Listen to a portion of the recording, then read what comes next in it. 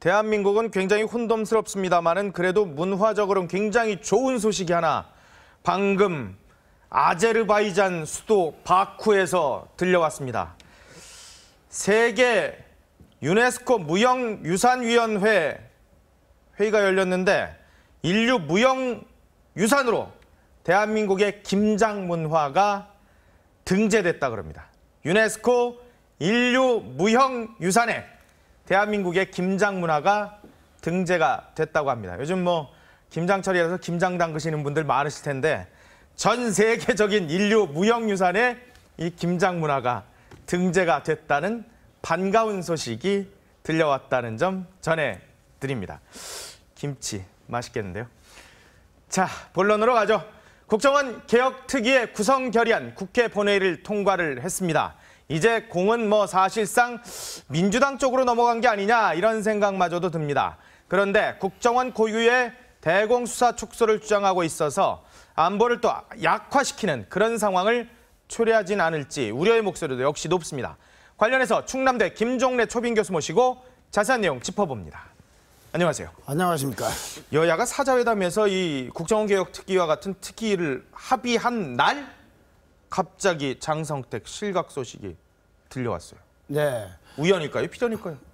무연이라고 봐야 되겠죠. 그래요? 네, 그렇죠. 그런데 다른 건 모르겠어요. 네. 뭐 북한에서 이렇게 저렇게 일어나고 있는 정변이 전체를 모르겠는데 국정원 개혁 특위가 설치하기로 한 날 이런 얘기가 들려왔다는 것은 네. 국정원 개혁만 놓고 볼 때는 우리가 여러 가지를 두루두루 생각해 볼 수 있는 역설적으로 보면은 긍정적인 소식이 들려온 게 아닌가 싶어요. 다른 건 오해는 하지 마시고 예. 그 부분만 갖고 얘기를 하면 그렇다는 얘기죠. 국정원 개혁 부분에 있어서는 보면은, 네. 그런데 국정원 개혁 부분에 있어서는 여러 의미가 있다. 네. 이거는 뭐 구체적으로는 또 어떻게 봐야 될 것 같아요? 네. 그런데 그 말씀을 본격적으로 말씀드리기 전에 저걸 하나 좀 말씀드리고 싶어요. 어떤 거요?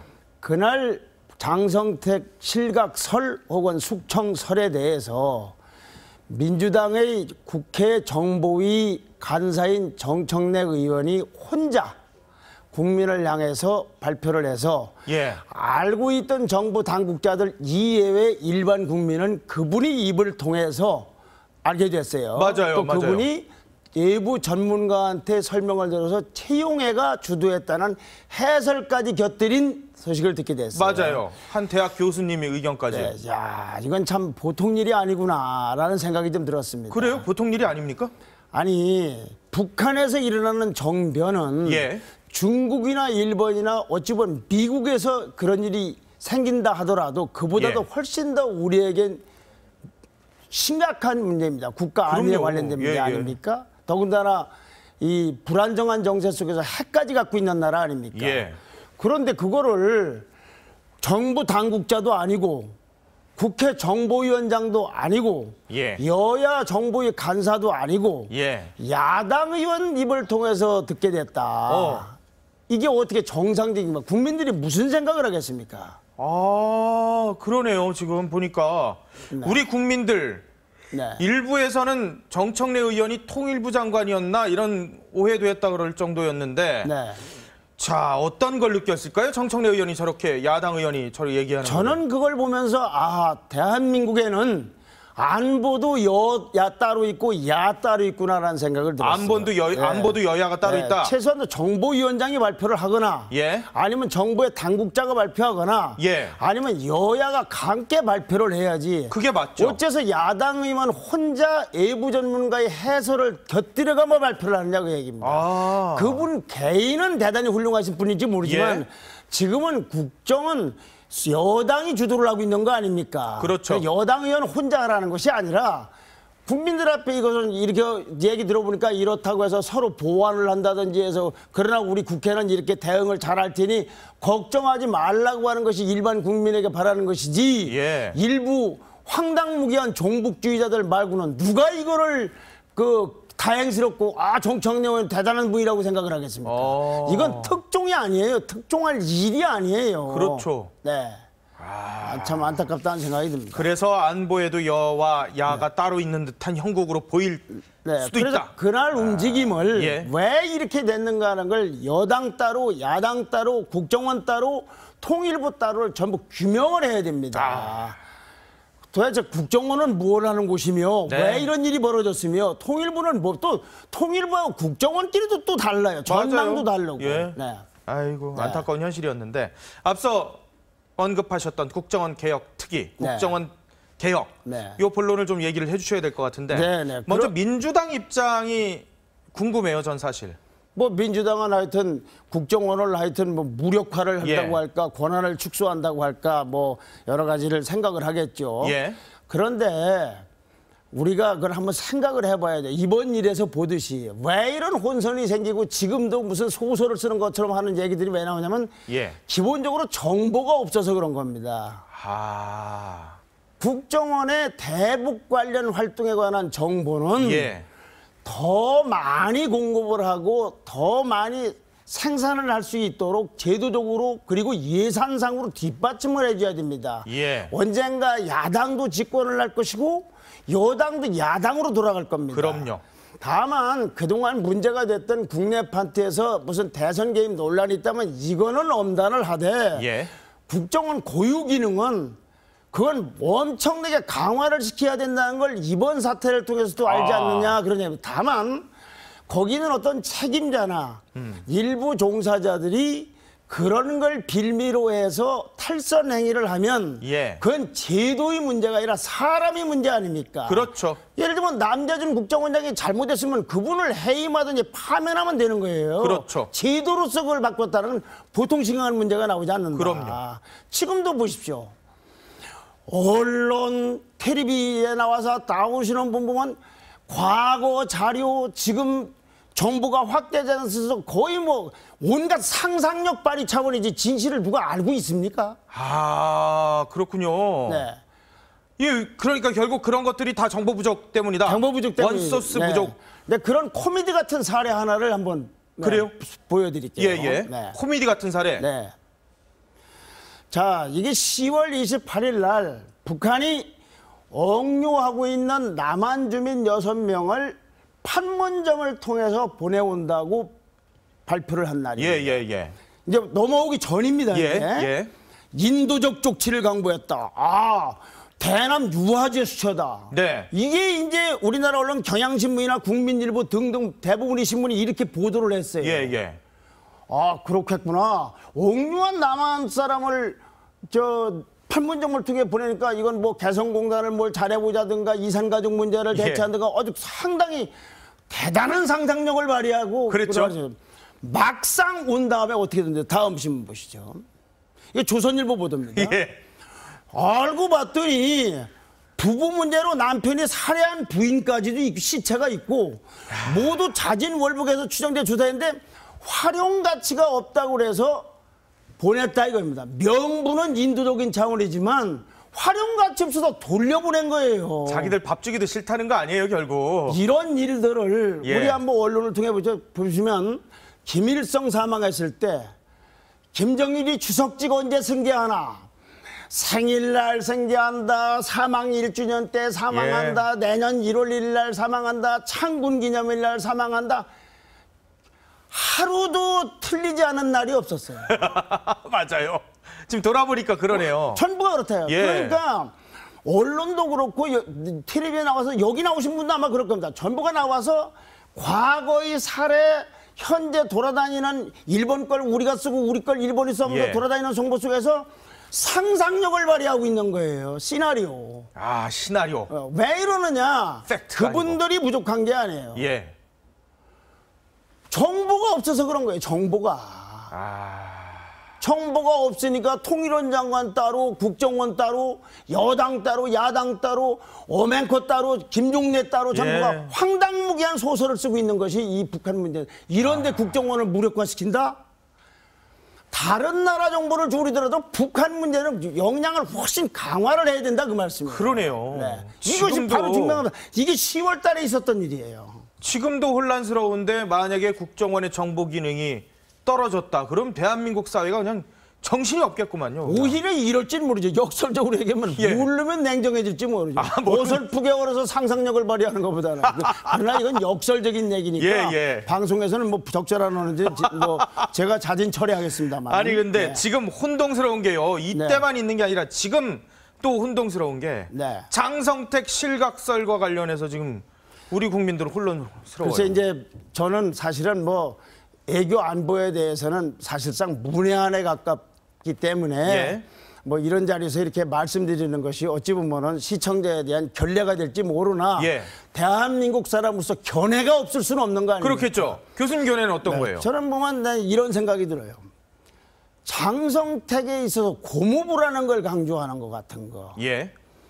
그러면 김일성이 동생 김영주를 숙청하고 김정일이 동생 김평일을 숙청하고 김정은이 형 김정남을 숙청하고 한 이런 건 다 뭡니까? 이 독재 권력이라는 건 특히 공산주의 사회에서는 친인척이라고 해서 하는 것이 아니라 그 사람이 실제 권력이 어디 있는데 그걸 제거하느냐 문제지 이걸 다 친인척 게임이 있을 수가 없는 거예요. 중국에서는 이제 저는 중국식 발음을 모르니까 우리식으로 발음하면 모택동. 모택동이 사망하고 몇 달 있다가 모택동 부인까지를 포함한 4인방을 전부 체포를 화국봉하고 그 당시 경호실장이던 왕동웅이 해서 이 강청이라는 그 부인은 15년 동안 감옥살이를 하다가 목매달아 자살을 했어요. 거기서 친인척이라는 것을 관심 두면 전혀 황당무계한 소리가 되고 그다음에 장성택 같은 그 넘버 2든 3든 굉장히 중요한 역할을 했던 사람을 조사하는데 비리로 그 측근들을 공개 처형을 했다? 그거는 핑계죠. 본질은 권력 투쟁에 있는 것이지.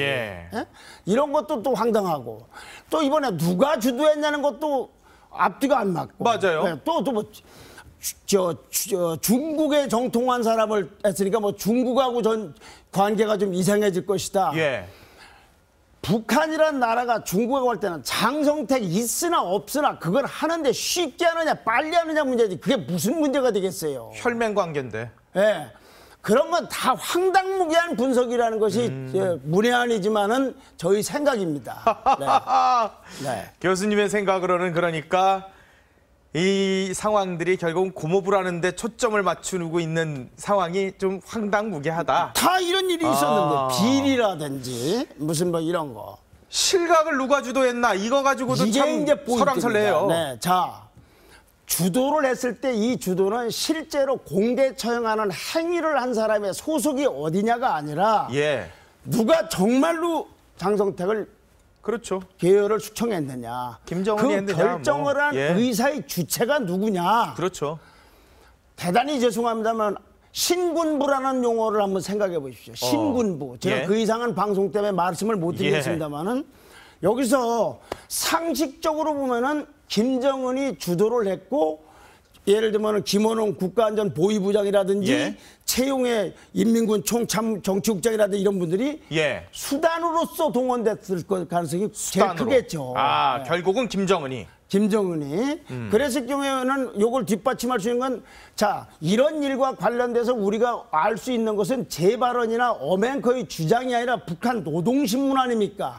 노동신문 한번 보시죠. 그게 최근에 나와 있는 노동신문 보면 충신은 99%짜리만 라는 건 있을 수가 없어요. 오직 100%만 있다. 1%만 부족해도 충신이 아니다. 또 있어요. 다음 대목에. 신념과 의리를 저버린 자들은 인간 쓰레기들이다. 신념을 저버렸다 의리를 저버리는 거예요. 이 노동신문에 나와 있는 겁니다. 되게 무서운 말이네요. 또 있습니다. 수령님을 받들어 모신 혁명동지들은 다 수령님보다 나이가 여기서 수령이라는 김밀성을 얘기합니다. 10년 내지 15년 윗사람들이었다. 이것이 그날 12월 4일 날 노동신문에 게재된 글입니다. 우리는 우리끼리 분석하는 게 중요한 것이 아니라 북한 내부에서 인쇄매체에 나온 거 우리 들으라고 만든 것이 아니라 북한 내부적으로 사람들 읽으라고 그런 거 아니겠습니까? 이걸 미루어 보면은 상식적으로 보면 김정은이의 결정과 주도 속에서 권력을 강화하기 위해서 고무부든 뭐든 그냥 제거를 했다고 보는 게 상식이죠. 사실은 또 그게 우리나라를 위해서는 그나마 다행일 겁니다. 왜냐? 북한이 한 사람이 그래도 관리할 수 있는 상태이기 때문에 예. 협상을 해도 그 사람하고 하면 될 거 아닙니까? 그럼요. 10명이면 복잡하지 않습니까? 누가 하고 예. 할지. 만약에 그런데 진짜 결정을 김원홍 국가안전보위부장이나 최용해 정치국장이 했다면 그건 보통 사태가 아닙니다. 그 경우에는 김정은이의 구원위를 이용을 해서 예. 아까 제가 신군부란 말 좀 썼지 않습니까? 그렇죠. 김정은이의 구원위를 빌려서 실제로 이 사람 됐으면 이 일의 주동자가 김원희가 되고 그러면은 권력은 일이 넘어가 있는 거가 되거나 예. 아니면 군사평의식으로 김정은과 몇 명이 권력을 공동 소유를 하고 있는 게 돼요. 집단 지도체제. 예. 그렇게 되면 보통 문제가 되는 게 그럼요. 아닙니다. 난리죠. 그거는. 그러니 우리 정부가 우리 국정원이 이런 부분이 진짜가 뭔지를 하는데 총력을 기울여야 된다. 이것이 이 정보 하나가 몇 천만 달러, 몇 억 불짜리 정보일지도 몰라요. 우리 국민들에게 대응을 하는데. 대한민국의 운명을 가를 그렇죠. 수 있어요. 그런 사람들이 개성공단은 어떻게 할 것이며 핵감 프로그램은 어떻게 할 것이며 육자에 되면 어떻게 할 것이며 NLL에 되면 어떻게 할 것이며 박근혜 정부는 어떻게 볼 것이고 박근혜 정부의 한반도 프로세스를 어떻게 볼 것이냐 유라시아 이니셔티브를 어떻게 볼 것이냐 그런 거를 결정하는 게 누가 주도를 했느냐 신군부가 있느냐 없느냐 김정은이 혼자 한 거냐 이런 부분들이 규명이 되지 않으면 완전 이건 상상력 속에서 헛다리 짚는 거예요. 상상력에 누가 발휘를 못합니까? 그렇죠. 네. 결국 그러면은 이런 상황들에 대해서 가장 기본적으로 정보, 팩트를 소유할 수 있는 건 국가정보원이기 때문에 자 거기서 조선일보가 그 정보를 다 수집을 할 겁니까? 통진당이 수집을 할 겁니까? 안 되죠. 진보 언론이 할 겁니까? 안 되죠. 삼성그룹이 할 겁니까? 통일부가 할 겁니까? 아니죠. 무장력을 갖고 있는 한국의 군부가 할 겁니까? 아니죠. 국정원밖에는 노하우로 보나 할 수밖에 없어서 제도적으로 탈선을 못하게 하고 탈선하면 책임자든 관련자든 전원 처벌을 하더라도 제도로서는 뒷받침을 해주는 것 그것이 국가를 위해서 좋은 것이 그거는 여당도 언젠가 야당되고 야당도 언젠가 집권을 하기 때문에 그러는 거예요. 국정원 개혁특위에서 꼭 이 부분 명심했으면 좋겠습니다. 그렇죠. 네, 그 얘기입니다. 알겠습니다. 지금까지 충남대 김종래 초빙 교수와 함께 국정원 개혁특위에 나아갈 방향에 대해서 짚어봤습니다. 고맙습니다. 감사합니다.